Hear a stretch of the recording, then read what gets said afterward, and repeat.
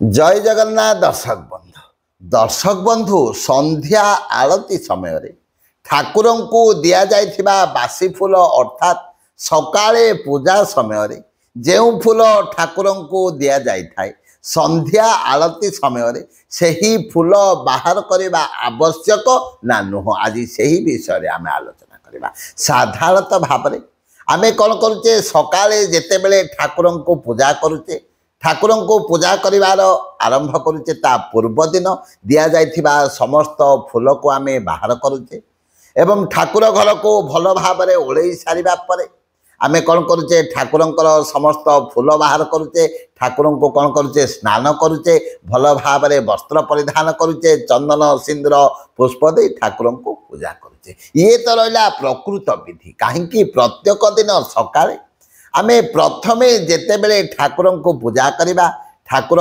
मस्तक एवं ठाकुर को दि जाइथिबा फूलमाल सबकिछि बाहर करने आवश्यक। ये रहा प्रकृत विधि। किंतु संध्या समय आमे जेते बेले ठाकुर को आरती करुचे सेते बेले ठाकुर पाखरु केउ केउ फूल बाहर करने आवश्यक। तो प्रथमतः मु एही कथाटी आपण मानकु कहिबाकु चाहे जेउ फूलटी मौली जाइथिबो जो फूलटी सतेज नथिबो सेही फूल को प्रथम ठाकुर ठारू बाहर कर दिंतु। आउ जदि अत्यधिक माल आपण ठाकुर को देइचंती जदि 3-4टी माला देइचंती ताले ठाकुर मस्तक जो फूल को अर्पण करिथिबे सेही फूल सेही भली भाव में रहिबो। एवं ठाकुर को जदि अधिक माला देइचंती किंबा कोनोसी वस्त्र जदि आपण माने ठाकुर को जोरसोर पिंधे किंबा कौन सी आभूषण देती किंबा कौन सी माली जदि पिंधे ताहाको आपण माने बाहर करें। कहीं साधारणतः भाव में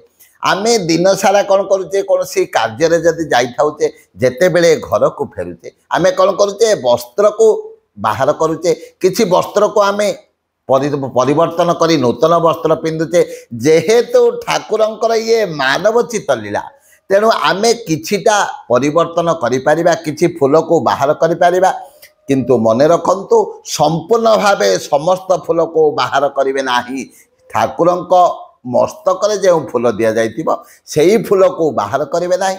जो फूल झाउली जाइथिबो अर्थात मौली जाइथिबो सेही फूल को आपण माने ठाकुरंक मस्तक बाहर करदेबे। कहीं जेते बेले संध्या आरती हो जाए आउ ठाकुर घर को कहीं जानती ना कहीं ठाकुर विश्राम नियंती। तेणु मने रखंतु सकाळे पूजा करने पूर्वर आमे ठाकुरंकर समस्त बासी फूल को बाहर करवा।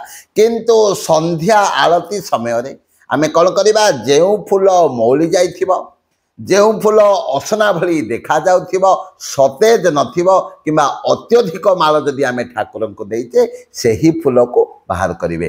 किंतु ठाकुर मस्तक रे थिबा फूल को केबे मध्य बाहर करिवे नाही। जय जय जगन्नाथ जय।